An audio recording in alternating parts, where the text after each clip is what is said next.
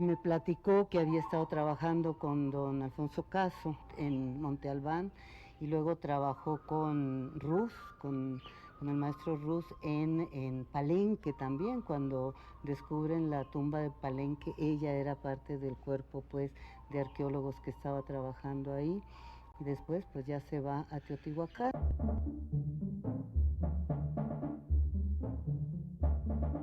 Por su súbita emergencia y su vigor creador, Teotihuacán parece concebida en el deslumbramiento de esta revelación exaltante, y como en un vasto poema, cada uno de los elementos que la componen forma rigurosamente parte de un todo altamente inspirado.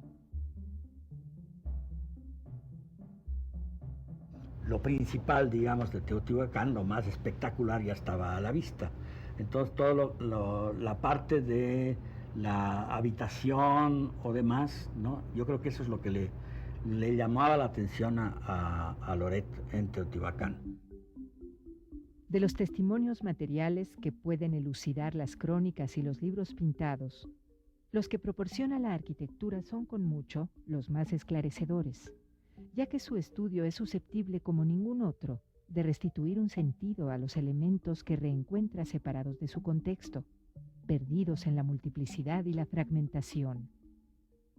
Hizo estudios relacionados con el aspecto urbano de la ciudad, la distribución de los espacios de acceso, los espacios interiores con sus respectivas importancias, los espacios exteriores, los traspatios, los patios, las plazas, las calles, así como las plazas públicas. La dificultad que presenta la arquitectura teotihuacana reside ante todo en las destrucciones cíclicas que singularizan a la ciudad de los dioses. Al terminar un periodo, que era de 52 años entre los aztecas, un edificio era destruido y uno nuevo venía a elevarse sobre los escombros. Todo vestigio contiene invariablemente otros varios en su interior. El problema consiste en convertir esta complejidad en fuente de enseñanzas y no de irremediables mutilaciones. La naturaleza de sus estructuras obliga a tratarlas como a un ser dotado de profundas resonancias interiores, y la experiencia enseña pronto a considerar la ciudad no en función de sus superficies aparentes, sino de extensiones ocultas que, lejos de agotarlas, las exploraciones multiplican automáticamente.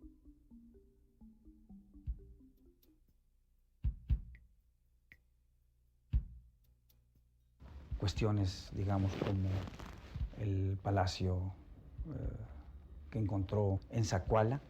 Ella consiguió medios financieros en un banco, no recuerdo el nombre. Y se da cuenta que puede ser algo muy importante.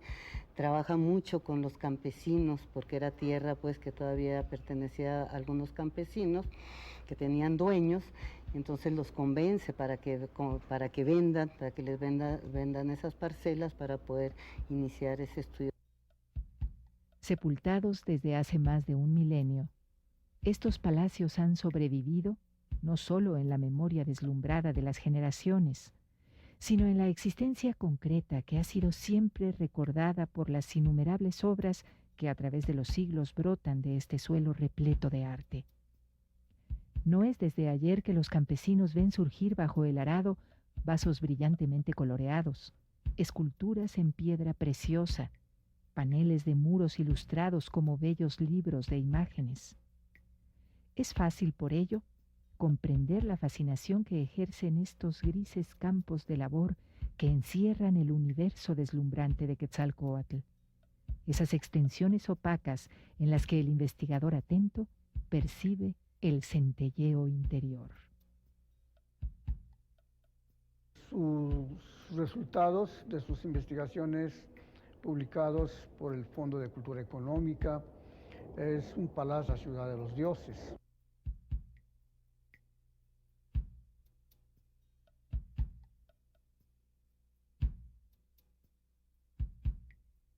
Loret estaba muy consciente de que su trabajo arqueológico debía basarse en los elementos físicos que lo sustentaban.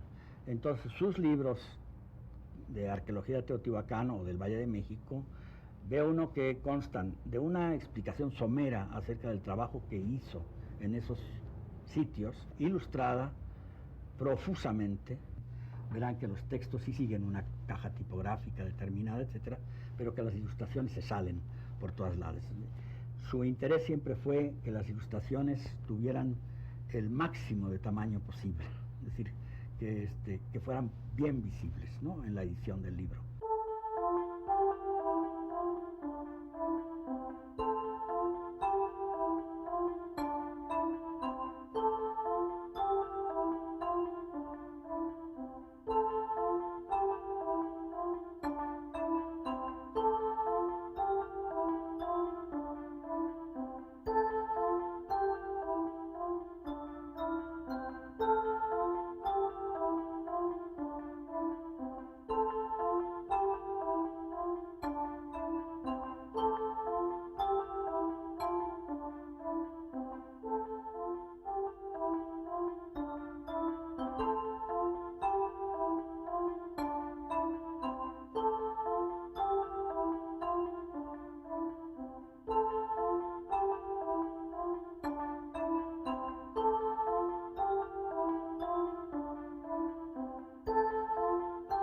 Contó con varias gentes que colaboraron con ella. Uno de los más importantes fue Abel Mendoza. Don Abel Mendoza fue el que dibujó todos los símbolos, todas las manifestaciones pictóricas. Graciela Salgrup como arquitecta, que ella realizó todos los planos, todo eso de sus obras, y Josefina Oliva, que era una geógrafa, pero que en ese sentido la ayudó más bien en el trabajo de campo. Junto con el reconocimiento o el homenaje a Loret, habría que hacerles un homenaje a estas tres personas.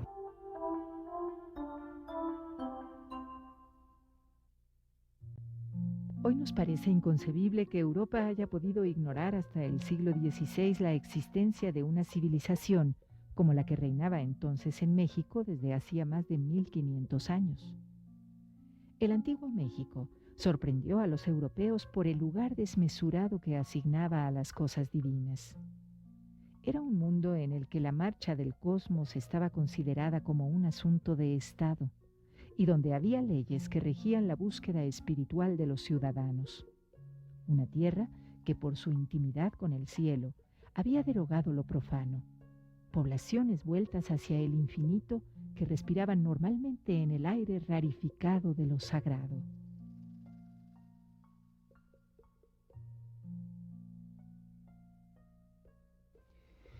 Y sin embargo, en el momento en que empieza a hacer sus investigaciones de carácter antropológico y arqueológico, se inclina, como usted lo dice muy bien, por un orden de ideas de tipo cultural y especialmente simbólico. Es la otra Loret, ¿no?, la Loret que ciertos arqueólogos han discutido y demás acerca de sus interpretaciones.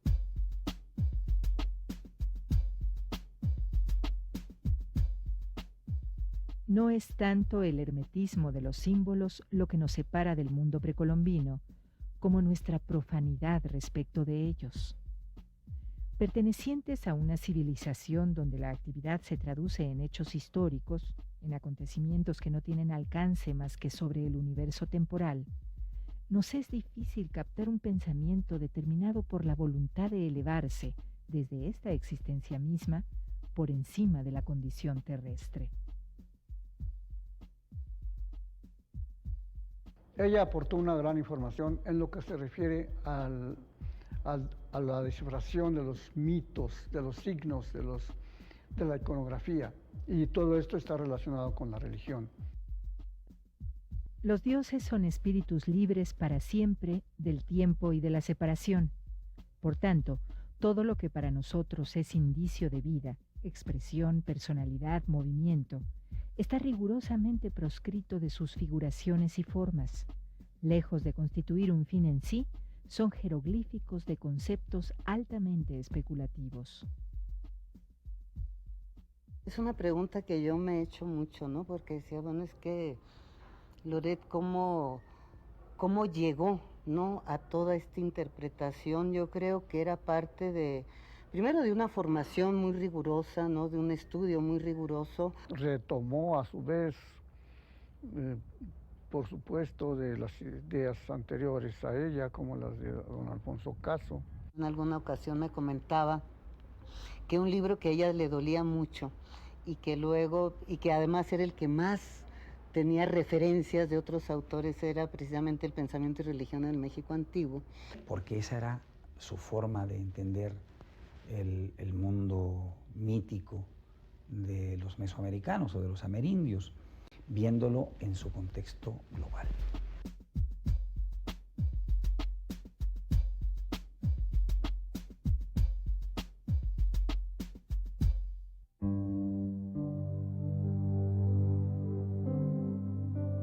Existe un personaje que, por estar indisolublemente ligado a la vida de los toltecas, nos proporciona un hilo conductor: Quetzalcóatl. Este lugar se conoce como el Patio Blanco de Atetelco. Fue explorado en parte por Loret Seyurné y ella estudió el material. Y aquí hay la representación muy importante de las figuras que ella interpretó. Por ejemplo, aquel personaje que se encuentra allá es un sacerdote con lanzas y demás. A él le da la denominación de Quetzalcóatl. Y un personaje que se encuentra aquí, que es deforme, le da el nombre de Nanahuatzin, que ambos están relacionados con la leyenda del Quinto Sol.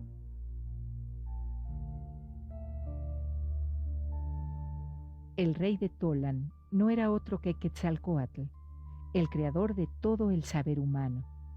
Teotihuacán es el primer lugar, y el único durante mucho tiempo, donde se encuentra expresado el culto de Quetzalcóatl. Fue el dios más importante de Teotihuacán, según la señora Seyurné. Y pues ella decía que el dios radicaba en Teotihuacán. Y se decide en congreso, ¿verdad?, o en reunión de arqueólogos, que Tula, Hidalgo, es la capital de los toltecas. Es desconcertante que la mayor parte de los estudiosos que quisieron ver en Tula Xicotitlan la patria de Quetzalcóatl no se hayan preocupado por el hecho de que las imágenes de este dios existían ya en una ciudad cerca de 1000 años más antigua. Pues Teotihuacán se pierde en el tiempo, y entonces la historia toda, hay una confusión de fechas, y cuando toma uno Teotihuacán, Tula, como la capital tolteca, entonces todo empieza a ordenarse perfectamente, todos los fechamientos empiezan a ordenarse. Eso era hasta mi muy corto entender lo que ella sostenía. Como Quetzalcóatl enseña que la grandeza humana reside en la conciencia de un orden superior, su efigie no puede ser otra que el símbolo de esta verdad, y las plumas de la serpiente que lo representan deben hablarnos del espíritu que permite al hombre cuyo cuerpo como reptil se arrastra en el polvo, conocer la alegría sobrehumana de la creación, constituyendo así un canto a la soberana libertad interior.